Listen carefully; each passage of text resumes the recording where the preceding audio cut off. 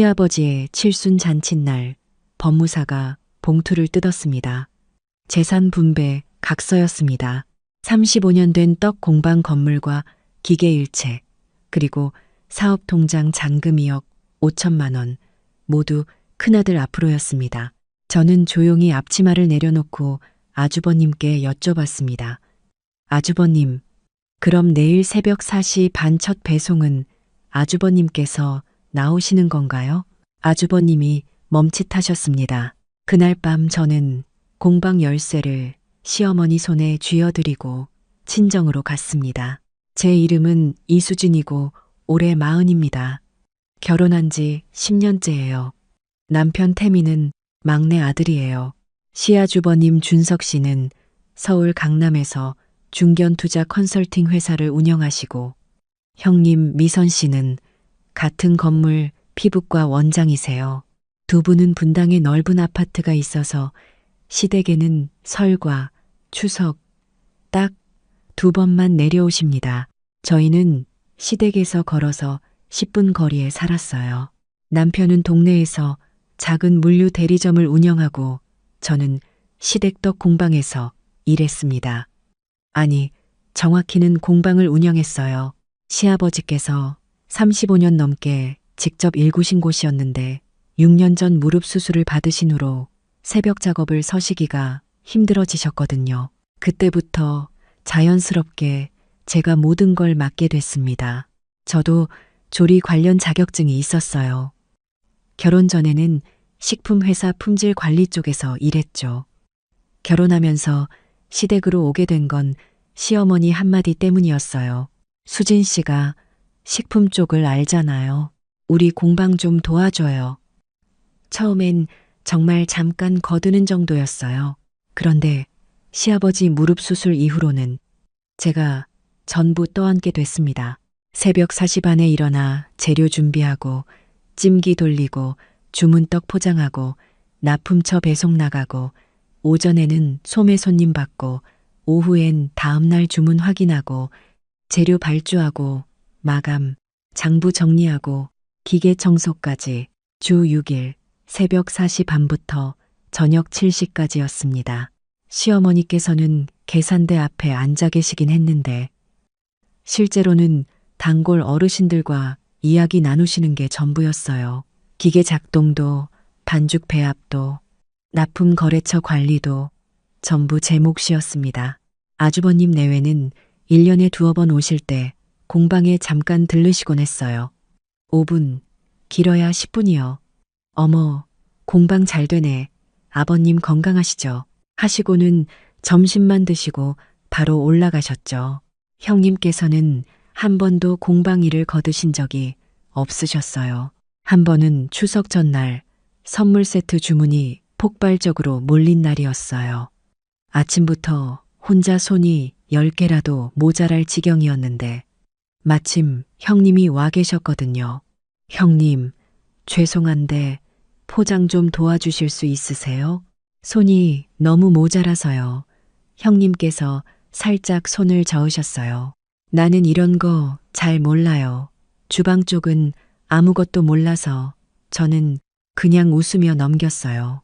공방은 어차피 시댁 것이니까 언젠가는 태민도 인정받을 거라 생각했거든요.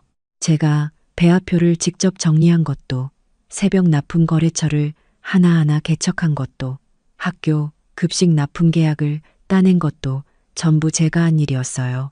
6년 전과 비교하면 매출이 2배 넘게 올랐고요. 시아버지께서 항상 하셨던 말씀이 기억나요. 수진아, 네가 있어서 공방이 산다. 그 말이 좋았어요. 진심이라고 믿었거든요. 그런데 지난달 시아버지의 칠순 잔칫날이었어요. 아주버님께서 시내 한정식집 연회실을 통째로 빌리셨더라고요. 하객이 80명 가까이 왔고요. 그런데 저는 그날도 새벽부터 공방을 열었습니다. 잔치에 올릴 떡 상자를 직접 만들어 가야 했거든요. 시어머니께서 우리 공방 것으로 해야 한다고 하셔서요. 새벽 4시 반에 일어나 잔치, 떡 150인분 준비하고 공방 오전 영업까지 마치고 오후에 일찍 문 닫고 연회실로 갔어요. 형님께서는 오후 2시쯤 도착하셔서 꽃다발 들고 하객들과 사진 찍으시더라고요. 잔치가 한창이던 때였어요. 시아버지께서 마이크를 잡으셨습니다. 여러분, 제가 오늘 중요한 발표를 하겠습니다. 그때 정장 차림의 중년 남성 한 분이 앞으로 나오셨어요. 나중에 알고 보니 아주버님 사업 파트너 소개로 온 법무사 분이셨더라고요. 오늘 아버님의 칠순을 맞아 가족 재산 관계를 미리 정리해 두려 합니다. 분쟁 없이 깔끔하게 하는 게 낫다고 판단하셨습니다. 법무사분이 서류를 또렷이 읽으셨습니다. 35년 된 떡 공방 건물 및 사업 일체, 영업권, 기계 설비, 그리고 사업 관련 예금 2억 5천만 원 전액을 장남 준석 씨에게 증여합니다. 준석이는 사업 감각이 있으니까 잘 관리할 거야. 태민이는 자기 일도 있으니 욕심 안 부리겠지. 순간 연애실이 조용해졌어요. 친척 어른들이 일제히 저희를 쳐다봤습니다. 태민 얼굴이 하얗게 됐어요. 저는요, 이상하게 크게 놀라지 않았어요. 아, 역시 하는 생각이 먼저 들었습니다. 오히려 속에 뭔가 딱 끊어지는 느낌이 들었어요. 아주버님께서 크게 웃으시며 아버님을 꼭 안으셨어요. 아버지, 감사합니다. 열심히 하겠습니다. 형님도 환하게 웃으시며 시어머니 손을 잡으셨어요. 어머님, 저희가 잘 물려받을게요. 공방 브랜드도 더 키워볼게요. 저는 미소를 지었습니다. 그리고 시어머니께 조용히 여쭤봤습니다. 어머님, 그럼 내일부터 공방 운영은 아주버님께서 하시는 건가요? 공방을 받으신 분이 책임도 지셔야 할 것 같아서요. 시어머니 표정이 굳었어요. 그게 무슨 소리야? 어머님도 아시잖아요. 6년 동안 제가 매일 새벽 4시 반에 일어나서 공방 열었어요. 반죽하고 찌고 포장하고 배송 나가고 발주하고 장부 정리하고 명절에도 주말에도요. 아주버님 내외는 1년에 2번 오셨죠. 이제 공방도 받으셨으니 당연히 그 책임도 함께 가져가시는 게 맞지 않을까요? 아주버님이 끼어드셨어요. 동서, 지금 무슨 소리야? 우린 서울에서 회사 운영하고 있잖아. 매일 내려올 수가 없어. 그럼 아주버님께서 이쪽으로 이전하시면 되죠. 공방 건물 가치에 기계까지 합치면 자산이 충분한데요. 수진 씨, 시아버지께서 목소리를 낮추셨어요. 오늘 같은 날에 왜 이러는 거야? 저는 침착하게 대답했어요. 아버님, 저 화난 게 아니에요. 그냥 공평하게 하자는 거예요. 권리가 있는 곳에 책임도 있는 거잖아요. 아주버님께서 공방을 받으셨으면 운영도 아주버님께서 하시는 게 맞죠. 그리고 저는 남편을 봤습니다. 태민 씨, 우리 오늘 친정 갈게요. 당분간 거기서 지낼 거야. 어차피 우리는 공방이랑 상관없는 사람들이 된 것 같으니까. 그날 연애실을 나오기 전 저는 앞치마를 의자에 걸어 두었어요. 공방 열쇠는 시어머니 핸드백에 조용히 넣어드렸습니다. 친정에 도착하니 엄마가 놀라셨어요. 수진아, 무슨 일이야? 저는 그날 있었던 일을 처음부터 다 말씀드렸어요. 엄마는 한참 아무 말씀도 안 하시다가 한숨을 한번 길게 내쉬셨어요. 너 그동안 얼마나 힘들었을꼬. 알았다. 여기 있어. 내 방 그대로야. 그날 밤 9시도 안 됐을 때 전화가 오기 시작했습니다. 시어머니였어요. 수진아, 당장 들어와. 내일 새벽 납품이 어떻게 되는 거야? 저는 받지 않았어요. 문자가 왔습니다. 내일 아침 학교 급식 납품 3군데 어떻게 할 거야? 저는 짧게 답했어요. 어머님, 아주버님께 연락하세요. 이제 아주버님이 주인이시니까요. 그 다음부터는 전화가 쉬지 않았어요. 시어머니, 시아버지, 심지어 형님까지 모두 다 받지 않았습니다. 새벽 1시에는 남편 핸드폰으로 시어머니가 거셨어요. 태민아, 수진 씨 좀 설득해. 내일 아침 납품처 3군데야. 연락 안 되면 거래처 다 끊기는 거야. 남편이 당황해서 저를 봤어요. 저는 남편 전화를 받았습니다. 어머님, 저예요. 공방 걱정되시죠? 그래서 제가 말씀드리는 거예요. 아주버님께 연락하세요. 아주버님께서 공방을 받으셨잖아요. 수진 씨, 제발. 준석이는 내일 아침 이사회 있다고. 어머님도 아시잖아요. 아주버님은 항상 바쁘세요. 그러니까 직접 오시든지 아니면 새벽 배송기사를 구하시면 돼요. 구인 공고 올리시면 금방 돼요. 그건 돈이 드는데 아주버님이 2억 5천을 받으셨잖아요. 경력 제과 기술자 월급이 350만 원이에요. 6년은 쓰실 수 있어요. 저는 전화를 끊었습니다. 다음 날 아침 7시 시아버지한테서 전화가 왔어요. 수진아, 아버지가 미안하다. 어제 내가 좀 생각이 부족했나 봐. 그냥 공방 한 번만 열어줘. 응, 아버님, 저 지금 친정이에요. 그리고 아버님, 제가 6년 동안 매일 새벽 4시 반에 공방 열어드렸는데 그 수고는 재산엔 안 들어가면서 운영은 또 저한테 부탁하시는 건가요? 아주버님께 전화하세요. 아주버님이 이제 주인으로서 책임지실 차례예요. 전화를 끊고 나서 손이 약간 떨렸어요. 시아버지께 그렇게 말씀드린 건 결혼 후 처음이었거든요. 그래도 후회하지 않았어요. 이틀째 아주버님에게서 직접 전화가 왔어요. 수진 씨, 나야. 지금 이게 뭐 하는 거야? 공방 어떻게 할 거야? 아주버님, 공방은 아주버님 거잖아요. 아주버님이 받으셨으니까 아주버님이 운영하시면 되죠. 야, 나 바빠. 나 회사 대표야. 아침부터 저녁까지 미팅이야. 아주버님도 바쁘시고 저도 바빠요. 저도 6년 동안 매일 했어요. 무급으로요. 이제 아주버님 차례예요. 수진 씨, 진짜. 저는 전화를 끊었습니다. 사흘째 시어머니한테서 다시 전화가 왔어요. 수진아, 어제 오늘 납품처 2군데서 전화 왔어. 왜 안 왔냐고. 30년 거래처야. 어머님, 아주버님이 오셨어요? 준석이는 이번 주 계속 바쁘다고 안 온대. 그럼 기술자요? 구인 공고 냈는데 제과 기술자는 조건이 까다롭대. 어머님, 아주버님이 2억 5천 받으셨잖아요.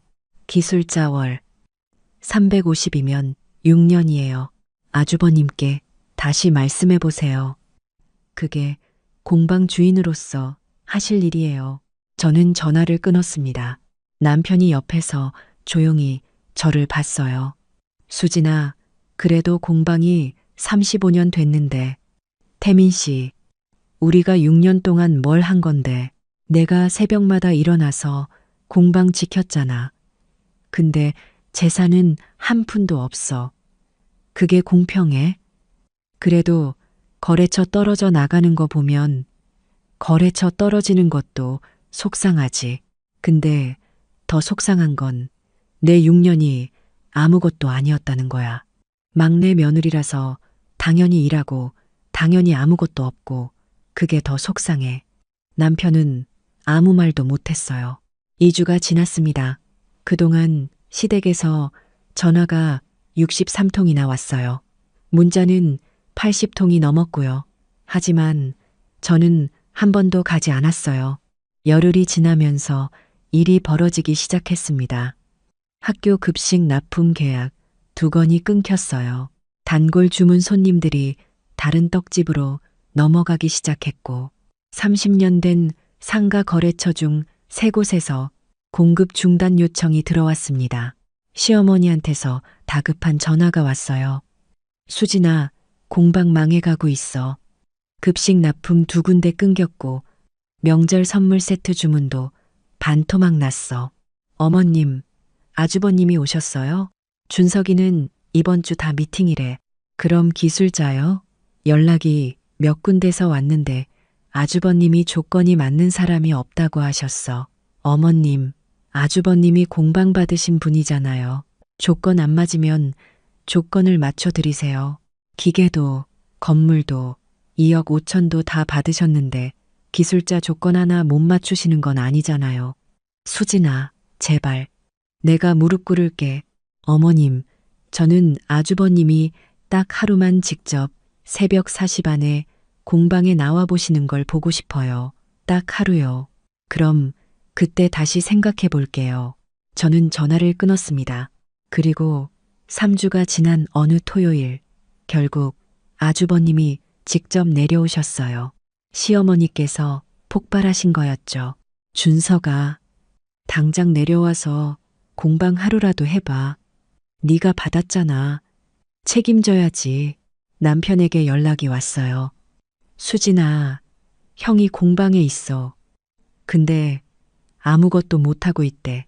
찜기 온도 설정을 어떻게 하는지도 모르고 납품거래처 연락처가 어디 있는지도 모르고 반죽 배합표를 못 찾겠다고 엄마가 소리 지르고 있대. 당연하지. 한 번도 안 해봤으니까.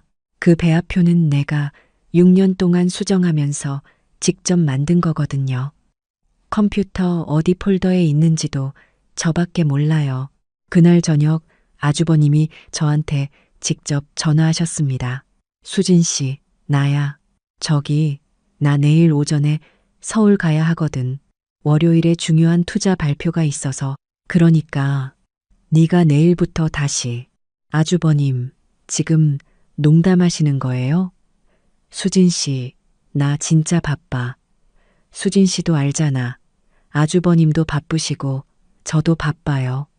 공방은 아주버님 거잖아요. 아주버님이 계속 하셔야죠. 아니면 그 2억 5천으로 경력 기술자 고용하세요. 월 350이면 충분해요. 수진 씨, 진짜. 아니면 공방 파세요. 35년 된 전통떡 공방에 건물까지 있으면 권리금 포함해서 좋은 값 받을 수 있을 거예요. 그 돈으로 편하게 하시면 되고요. 저는 전화를 끊었습니다. 일요일 아침 아주버님은 혼자 서울로 올라가셨어요. 형님은 오지도 않으셨고요.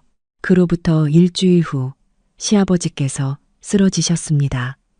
새벽에 가슴이 답답하다고 하셔서 구급차로 병원에 실려 가셨어요. 혈압이 급격히 올라간 거였습니다. 이번에는 아주버님이 올 수밖에 없었어요. 시어머니께서 안 오면 집안과 인연 끊겠다고 하셨거든요. 아주버님 내외가 모두 내려왔어요. 저희도 병원으로 갔고요. 삼도안 도몽다로 모 병실 앞 복도에서 형님과 마주쳤습니다. 형님이 저를 보자마자 먼저 말씀하셨어요. 동서, 이게 다 동서 때문 아니에요? 동서가 조금만 참았으면 아버님이 이렇게까지 안 되셨을 텐데. 저는 침착하게 대답했어요. 형님, 저는 6년 동안 참았어요. 새벽 4시 반부터 저녁 7시까지 참았어요. 이제 형님이 참으실 차례예요. 형님도 사모님이시잖아요. 공방도 받으셨고요. 이제 형님이 운영하세요. 형님 얼굴이 빨개졌어요. 뭔가 말하려다가 그냥 돌아서 버리셨죠. 아주버님이 저한테 다가오셨어요. 수진 씨, 네가 이렇게까지 할 거야? 아버지가 지금 병원에 계시는데. 아주버님, 제가 뭘 어떻게 했나요? 저 그냥 제 삶 살고 있는 건데요. 아주버님이 이제 장남으로서 책임지시는 거잖아요. 공방도 받으셨으니까요. 나는 회사 대표야. 매일 미팅이 있어. 아주버님, 저도 그랬어요. 저도 6년 동안 매일 새벽에 했어요. 무급으로요. 이제 아주버님 차례예요. 아주버님은 아무 말도 못하고 병실로 들어가셨어요. 다행히 시아버지께서는 나흘 만에 의식을 완전히 회복하셨어요.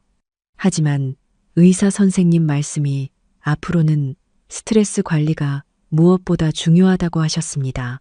병실에서 가족회의가 열렸어요. 아주버님이 먼저 말씀하셨습니다. 우리는 공방을 직접 운영할 수가 없어.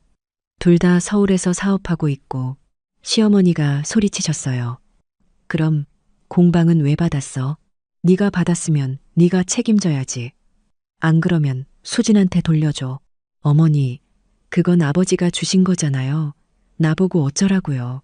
그때 시아버지께서 조용히 입을 여셨습니다. 준서가, 네, 아버지, 아버지가 묻겠다. 수진이가 6년 동안 뭘 했는지 네가 알아? 아버지, 그건 아버지는 알아. 매일 새벽 4시 반이야. 주말에도, 추석에도, 설에도, 배합표도 직접 만들고, 납품처 관계도 다 수진이가 쌓은 거야. 공방이 지금까지 버텨온 게 다 수진이 덕분이야. 그런데 너한테 다 줬어. 아버지가 생각이 짧았어. 시아버지께서 저를 보셨어요. 수진아, 미안하다. 내가 사람을 잘못 봤어. 저는 눈물이 날 것 같았어요. 참았습니다. 아버님, 제가 제안 하나 드려도 될까요? 다들 저를 봤습니다. 공방을 다시 나눠요. 공평하게요. 그러면 저도 다시 일하겠습니다.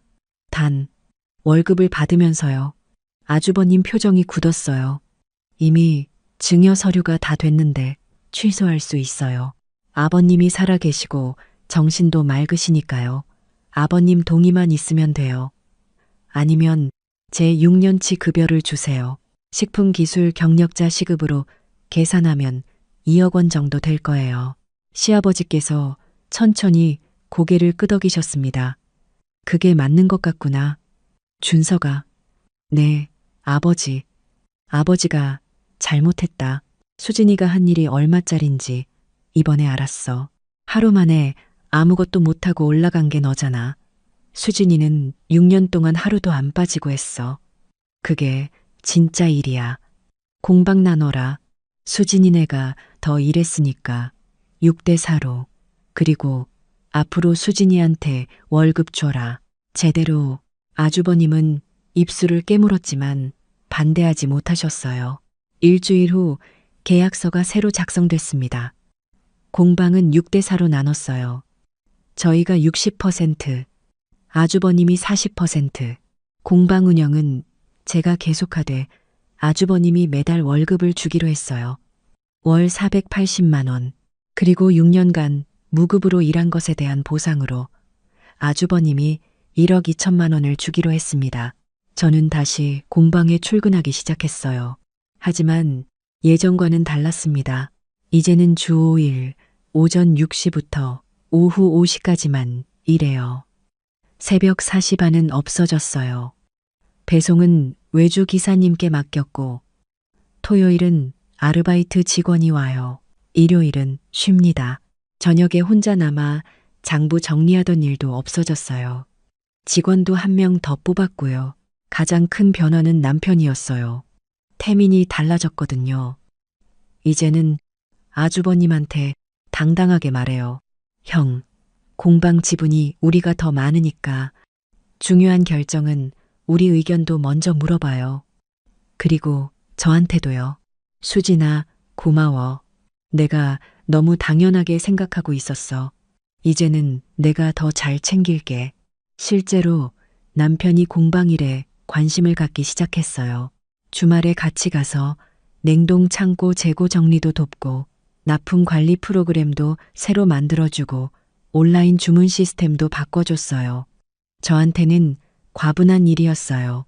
6개월 후 공방은 다시 안정을 찾았습니다. 제가 돌아온 덕분에 끊겼던 납품처 한 곳이 다시 거래를 재개했고 단골 주문 손님들도 하나둘씩 돌아오셨어요. 30년 단골 할머니 한 분이 다시 오셔서 하신 말씀이 아직도 생각나요. 여기 수진 씨가 있어야 제맛이지. 그 말 한마디에 눈물이 나올 뻔했어요. 아주버님도 조금씩 달라지셨어요. 이제는 2달에 한 번씩은 내려오셔서 공방 상황도 살피시고 부모님도 뵙고 가세요.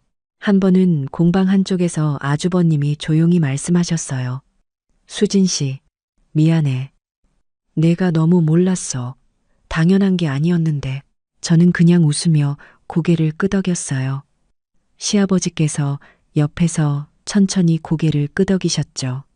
늦게라도 알았으면 됐지. 1년이 지나 추석이었어요. 오랜만에 다 같이 모였습니다. 이번엔 분위기가 전혀 달랐어요. 형님이 저한테 먼저 다가오셨어요. 동서, 미안해요. 그때 내가 너무했어요. 아니에요, 형님. 아니야. 나도 많이 생각했어요. 나는 서울에서 내 일만 하다 보니까 정작 가족이 어떻게 돌아가는지를 몰랐어요. 이번에 많이 배웠어요. 저는 웃으며 고개를 끄덕였어요. 진심이 느껴졌거든요. 식사 후 시아버지께서 모두를 부르셨어요. 얘들아, 아버지가 한마디 하겠다. 지난 1년 동안 아버지가 많이 배웠다. 돈이 중요한 게 아니야. 사람이 한 일을 인정하는 게 중요해. 수진아, 고맙다. 네가 진짜 이 집을 지켜줬어. 저는 그 자리에서 눈물이 났어요. 6년 동안 한 번도 듣지 못한 말이었거든요. 그리고 준서가, 미선아, 너희도 고맙다. 늦게라도 알아줘서 아주버님이 눈을 붉히셨어요. 그 모습이 낯설면서도 반가웠어요. 그날 밤 남편이 저한테 물었어요. 수진아, 후회해? 그때 그렇게 한 거. 저는 웃었어요. 전혀. 오히려 내 인생에서 제일 잘한 일인 것 같아.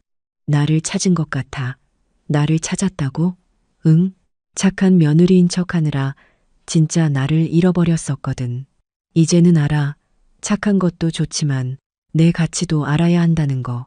그게 진짜 나를 지키는 거야. 남편이 저를 꼭 안아줬어요. 고마워, 수진아. 나도 배웠어. 아내를 지킨다는 게 뭔지. 2년이 지난 지금 공방은 잘 돌아가고 있고 저는 당당하게 일하고 있습니다. 내 가치를 알고 내 권리를 말한 덕분이에요.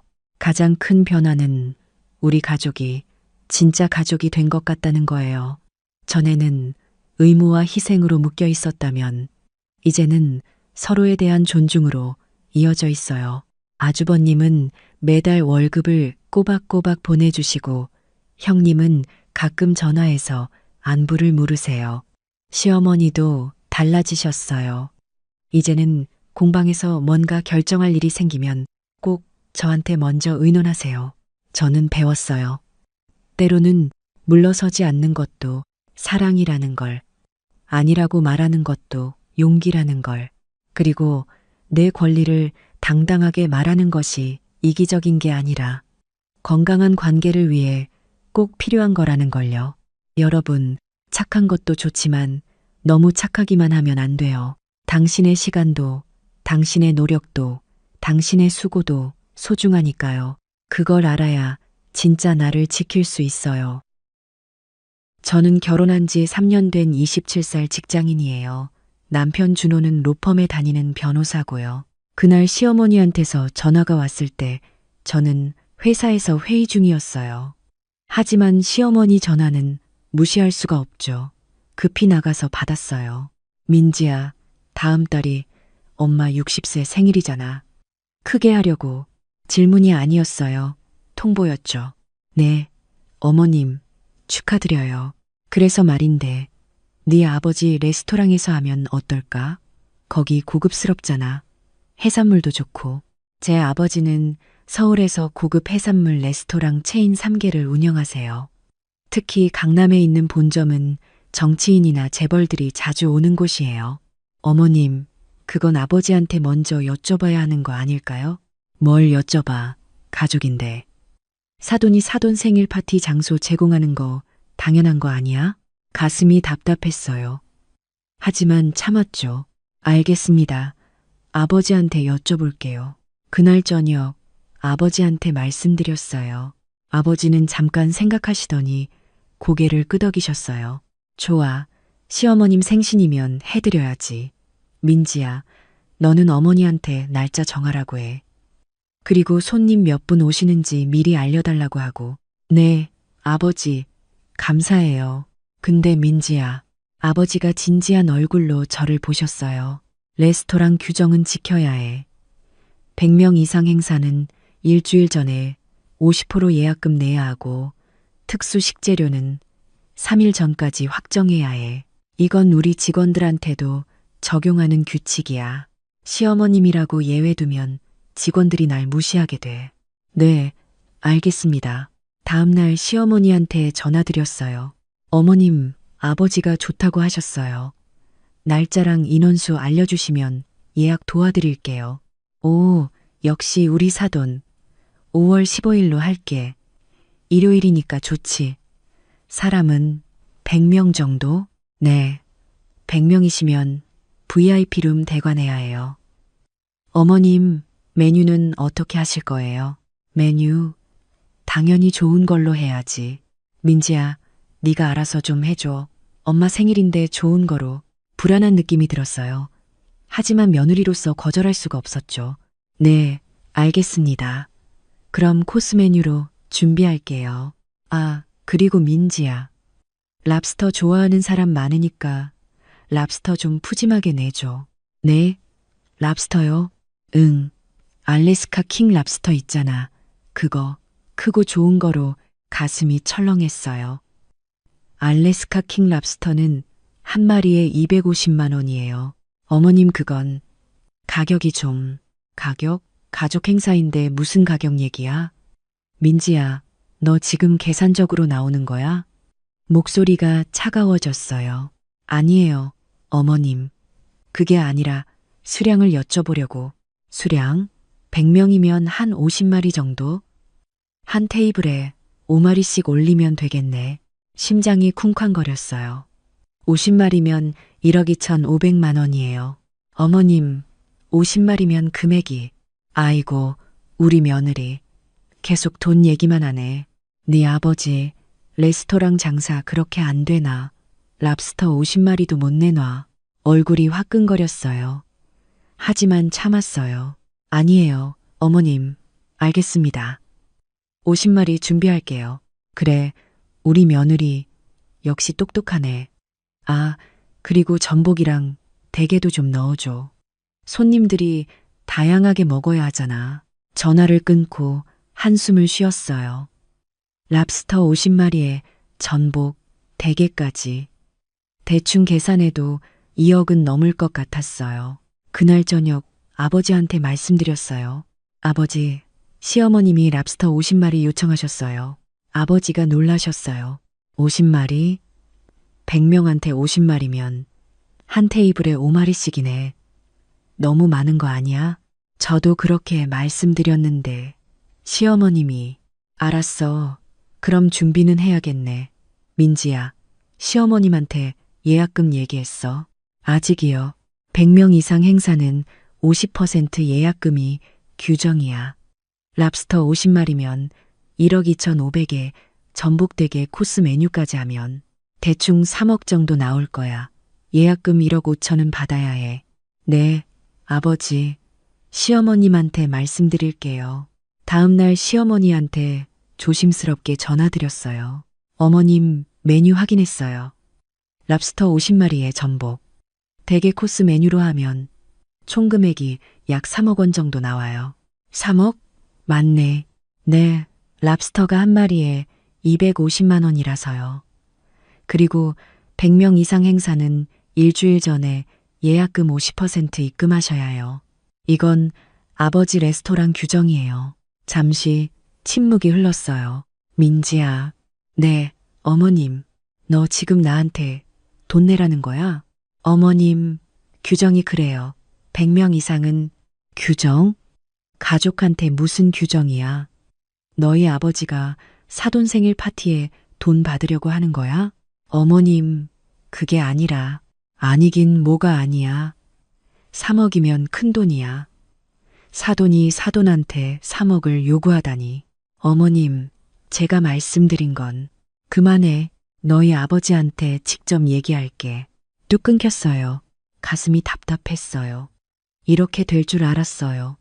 하지만 규정은 규정이에요. 1시간 후 아버지한테서 전화가 왔어요. 민지야, 시어머님한테서 전화 받았어. 네, 아버지. 죄송해요. 아니야, 네가 잘했어. 근데 시어머님이 좀 격하게 말씀하시더라. 뭐라고 하셨어요? 규정까지 들먹이면서 돈 달라고 하느냐고. 가족인데 그렇게 계산적으로 나오면 되느냐고. 한숨이 나왔어요. 아버지, 제가 잘못했어요. 아니야, 민지야. 넌 잘못한 거 없어. 내가 시어머님한테 얘기할게. 아버지, 민지야, 걱정하지 마. 아빠가 해결할게. 그날 저녁, 남편 준호한테 얘기했어요. 오늘 어머니한테서 전화 받았어. 준호는 고개를 끄덕였어요. 응. 어머니가 많이 화나셨더라. 민지야, 왜 어머니한테 돈 얘기를 그렇게 했어? 믿을 수가 없었어요. 준호야, 3억짜리 파티를 공짜로 해달라는 게 말이 돼. 그래도 가족인데, 네 아버지 레스토랑인데, 좀 융통성 있게 할 수 없었어? 융통성? 화가 치밀어 올랐어요. 준호야, 100명 파티 준비하려면 우리 아버지 레스토랑 직원 20명이 일요일에 출근해야 해. 랍스터 50마리 손질하는 것만 해도 하루 종일 걸려. 이게 공짜로 되는 일이야? 그래도 뭐? 어머니가 우리 아버지한테 3억짜리 선물해달라는 게 당연한 거야? 준호는 말이 없었어요. 그 후 일주일 동안 시어머니한테서 전화가 매일 왔어요. 민지야, 생각해봤는데 랍스터 말고 다른 걸로 하면 안 될까? 어머님, 메뉴는 어머님이 정하신 거예요. 그래도 3억은 너무 비싸잖아. 좀 줄일 수 없어? 랍스터 개수를 줄이시면 줄어들어요. 그럼 맛이 없잖아. 민지야, 네가 네 아버지한테 좀 잘 말해봐. 할인 좀 해달라고. 어머님, 이미 원가에 가깝게 해드리는 거예요. 원가? 너희 아버지 레스토랑 장사 그렇게 안 되나? 매일 이런 식이었어요. 그러던 어느 날 시어머니가 갑자기 말을 바꿨어요. 민지야, 알았어. 3억 내면 되는 거지. 네, 정말요? 응, 어머니 생신인데 뭐 내야지. 준호한테도 얘기했어. 안도의 한숨이 나왔어요. 감사합니다, 어머님. 근데 민지야, 사람 좀 더 늘어날 것 같아. 네? 얼마나요? 한 50명, 150명이요. 응, 친척들이 다 오겠다고 해서. 괜찮지? 가슴이 철렁했어요. 어머님, 150명이면 VIP 룸이 부족해요. 다른 공간도 써야 하고, 랍스터도 더 필요하고. 그럼 늘리면 되잖아. 랍스터 70마리, 80마리. 어머님, 그럼 금액이. 알았어. 얼마든지 내면 되잖아. 계산 다시 해서 알려줘. 너무 쉽게 동의했어요. 이상했어요. 아버지한테 말씀드렸더니 아버지도 의아해하셨어요. 150명의 랍스터 75마리면 4억 넘겠네. 정말 내시겠다는 거야? 그렇다고 하세요. 그럼 준비해야겠네. 민지야, 예약금은 어머니가 내시겠대요. 하지만 예약금은 들어오지 않았어요. 일주일 전 제가 전화드렸어요. 어머님, 예약금 입금 안 되었는데요. 아, 그거? 당일에 계산하면 안 돼? 어머님, 규정상 일주일 전에 50% 입금하셔야 해요. 아이고, 며느리. 그렇게 딱딱하게 굴면 어떡해. 어머니가 도망가겠어. 어머님, 그게 아니라 식재료 주문 때문에. 알았어. 내일 보낼게. 하지만 다음 날도 입금이 없었어요. 3일 전 아버지가 직접 시어머니한테 전화하셨어요. 사돈, 예약금이 아직 안 들어왔는데요. 아이고, 사돈, 그게 요즘 현금 흐름이 안 좋아서요. 당일에 카드로 계산하면 안 될까요? 사돈 규정이 그렇습니다. 이건 제가 임의로 바꿀 수 있는 게 아니에요. 사돈, 우리 사이인데 그렇게까지 하실 겁니까? 제 60세 생일인데 이렇게 박하게 구시나요? 아버지는 난처해 하셨어요. 사돈, 제가 생각 좀 해보겠습니다. 전화를 끊고 아버지가 저를 보셨어요. 민지야, 어떻게 생각하니? 아버지, 시어머니가 처음부터 공짜로 할 생각이셨던 것 같아요. 나도 그런 느낌이 드는데. 하지만 이미 식재료는 다 주문했어. 아버지, 제가 시어머니한테 확실하게 말씀드릴게요. 다음 날 저는 시어머니를 직접 만났어요. 어머님, 예약금 입금 부탁드려요. 민지야, 왜 그렇게 딱딱해? 우리 사이잖아. 어머님, 식재료 주문 때문에 예약금이 꼭 필요해요. 식재료? 내 아버지 레스토랑에 식재료 없어? 어머님, 랍스터 75마리는 특별 주문이에요. 이미 1억 8,750만 원 선불로 납부했어요. 뭐, 그렇게 비싸? 네, 한 마리에 250만 원이에요. 어머님이 요청하신 거예요. 시어머니 얼굴이 굳었어요. 민지야, 그건 네가 알아서 하라고 했잖아. 내가 75마리 하라고 했어? 어머님, 150명한테 5마리씩 테이블당 배치하시겠다고 하셨어요. 나는 그냥 푸짐하게 하라고 했지. 75마리 하라고 안 했어. 목소리가 커졌어요. 어머님, 저한테 화내지 마세요. 어머님이 원하신 대로 준비한 거예요. 원하던 말던 4억은 너무 비싸. 줄여. 어머님, 이미 식재료 주문했어요. 취소 불가해요. 그럼 너희 아버지가 감수하면 되잖아. 레스토랑 운영하면서 그 정도 손해도 못 감수해? 참을 수가 없었어요. 어머님, 지금 우리 아버지한테 2억 손해보라는 말씀이세요. 손해? 가족한테 해주는 건데 무슨 손해야. 어머님, 가족이라고 해서 공짜로 해달라는 게 맞는 거예요? 너 지금 시어머니한테 말대꾸하는 거야? 말대꾸가 아니라 사실을 말씀드리는 거예요. 시어머니가 소리쳤어요. 너 같은 며느리 처음 봐. 시어머니 생신에 돈 타령이야. 네 아버지도 그렇고 너도 그렇고 다들 돈만 밝히네. 어머님, 당장 예약 취소해. 다른 데서 할 거야. 어머님 취소하시려면 취소 수수료 50% 내셔야 해요. 2억요. 뭐? 2억? 네, 이미 식재료 주문했고 직원들 스케줄도 다 잡혔어요. 취소하시면 규정상 50% 수수료예요. 시어머니 얼굴이 새하얘졌어요. 너희 아버지랑 짜고 나를 함정에 빠뜨리는 거지? 어머님, 무슨 말씀을. 닥쳐. 너 같은 며느리 필요 없어. 당장 우리 집에서 나가. 그날 저는 울면서 친정에 갔어요. 아버지가 저를 안아주셨어요. 민지야, 힘들었지? 아버지, 제가 잘못했어요. 제가 더 잘 설명했어야 했는데. 아니야, 넌 잘했어. 시어머님이 처음부터 공짜로 할 생각이셨던 거야. 어떡해요, 아버지? 이제 2억 손해 보시는 거예요? 아버지가 미소 지으셨어요. 민지야, 걱정하지 마. 아빠가 다 계획이 있어. 계획이요? 응, 파티는 예정대로 진행할 거야. 그리고 시어머님한테 교훈을 줄 거야. 드디어 5월 15일 파티 당일이 되었어요. 시어머니는 저한테 전화도 안 하고 파티장에 오셨어요. 레스토랑은 화려하게 꾸며져 있었어요. VIP룸 2개를 통으로 썼고 테이블마다 신선한 꽃이 놓여 있었어요. 손님들이 하나둘 들어오기 시작했어요. 시어머니는 친구들한테 자랑하고 있었어요. 이 레스토랑 우리 사돈이 하는 거야. 강남에서 제일 비싼 곳이지. 오늘 랍스터만 75마리 준비했어. 어머, 대단하세요. 사돈이 정말 좋으시네요. 그럼 우리 딸 시집 잘 보냈지. 제 마음은 복잡했어요. 음식이 나오기 시작했어요. 신선한 전복, 크고 싱싱한 대게, 그리고 마침내 랍스터가 나왔어요. 알래스카 킹 랍스터 75마리가 각 테이블에 화려하게 배치되었어요. 손님들이 감탄했어요. 와, 정말 크다. 이거 한 마리에 얼마예요? 250만 원 한다더라. 어머나. 시어머니는 뿌듯한 얼굴이었어요. 파티는 순조롭게 진행되었어요. 식사가 끝날 무렵 아버지가 마이크를 들었어요.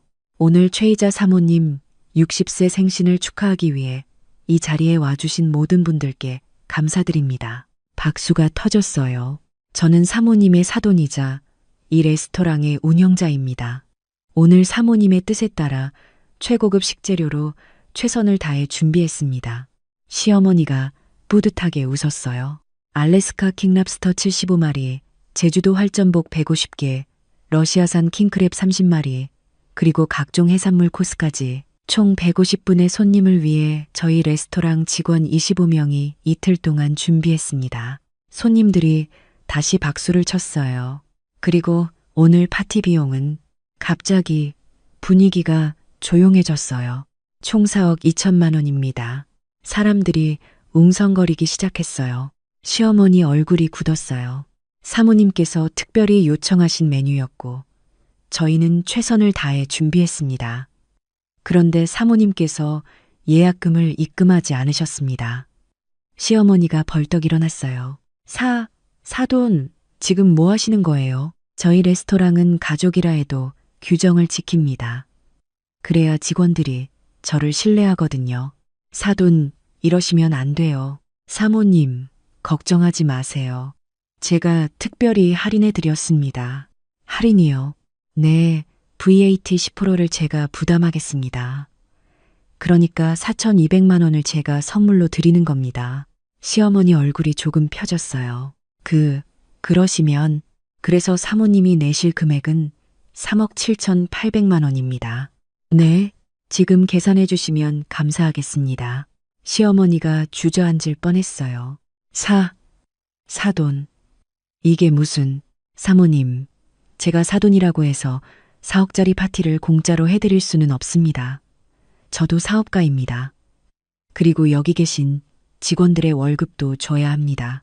손님들이 수군거렸어요. 저기 공짜로 할 줄 알았나 봐.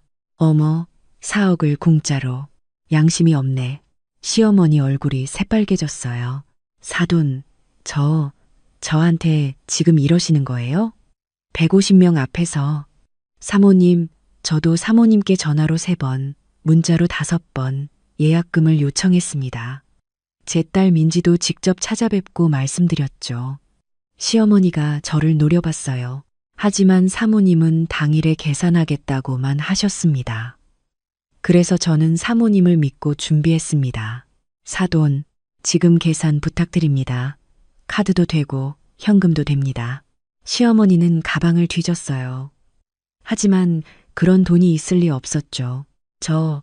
저는 지금 돈이, 그럼 계좌 이체도 가능합니다. 통장에도. 아버지가 조용히 말했어요.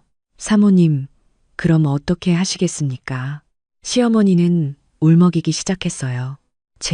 제가 몰랐어요. 이렇게 비쌀 줄. 사모님, 제가 3번이나 견적서를 보내드렸습니다. 문자로. 손님들이 웅성거렸어요. 견적서를 받았는데도. 그럼 알면서 공짜로 하려고 한 거네. 너무하네. 시어머니는 고개를 숙였어요. 그때 준호가 나섰어요. 장인어른, 제가 어머니 대신 말씀드리겠습니다. 준호가 시어머니를 봤어요. 어머니, 제가 장인어른한테 미리 말씀드렸어야 했는데 못했습니다. 어머니가 예약금 입금 안 하신 걸 알면서도 말리지 못했습니다. 준호야. 하지만 어머니, 이건 어머니 책임입니다. 장인어른과 민지가 여러 번 말씀드렸는데 어머니가 무시하셨어요. 시어머니가 아들을 믿을 수 없다는 듯 봤어요. 너도 엄마한테 이러는 거야.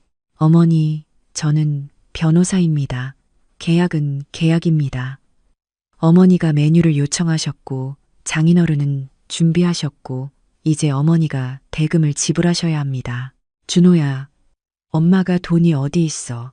어머니, 제가 대신 내겠습니다. 뭐?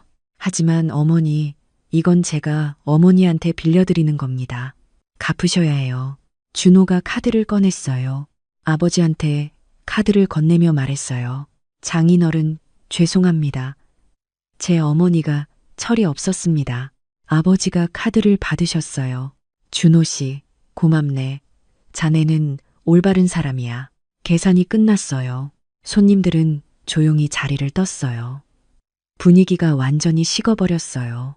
시어머니는 테이블에 주저앉아 울고 있었어요. 저는 시어머니한테 다가갔어요. 어머님, 가. 너 때문이야. 다 너 때문이야. 어머님, 제가 처음부터 말씀드렸잖아요. 예약금 내셔야 한다고. 닥쳐. 너 같은 며느리 필요 없어. 그때 준호가 말했어요. 어머니, 민지 잘못 없어요. 잘못은 어머니께 있어요. 너도. 어머니, 저는 이제 어머니 편을 들 수 없어요. 민지가 제 아내니까요. 준호가 제 손을 잡았어요. 미안해, 민지야. 내가 진작에 어머니를 말렸어야 했는데 눈물이 났어요. 괜찮아, 여보. 우리는 레스토랑을 나왔어요. 며칠 후 시어머니한테서 문자가 왔어요. 민지야, 미안하다. 내가 너무 욕심을 부렸구나. 네 아버지한테도 죄송하다고 전해줘. 저는 답장을 보냈어요. 어머님, 괜찮아요. 이제 우리 다시 시작해요. 하지만 어머님, 다음부터는 규정을 지켜주세요. 그래야 서로 편해요. 알았다. 며느리야, 고맙다. 그 후로 시어머니와의 관계는 많이 좋아졌어요. 시어머니는 더 이상 저한테 무리한 요구를 하지 않으셨어요. 그리고 가족 행사가 있을 때마다 미리 예산을 여쭤보셨어요. 준호도 달라졌어요. 이제는 제 편을 들어줘요. 어머니한테 잘못된 건 잘못됐다고 말해줘요. 그날의 일은 우리 가족에게 큰 교훈이 되었어요. 가족이라고 해서 모든 게 공짜가 될 수는 없다는 것, 규정은 지켜져야 한다는 것, 그리고 진정한 사랑은 무조건적인 희생이 아니라 서로의 선을 존중하는 것이라는 걸. 저는 그날 아버지가 하신 일이 옳았다고 생각해요. 만약 아버지가 그냥 넘어가셨다면 시어머니는 계속 저를 무시했을 거예요. 하지만 아버지는 명확하게 선을 그으셨어요. 그리고 그 선 덕분에 우리 관계는 더 건강해질 수 있었어요. 지금 저는 행복해요. 시어머니와도 좋은 관계를 유지하고 있고, 남편도 저를 지켜주고, 아버지도 자랑스럽게 생각하세요. 그날의 일이 부끄럽지 않아요. 오히려 감사해요. 그 일이 있었기에 우리 가족이 더 단단해졌으니까요.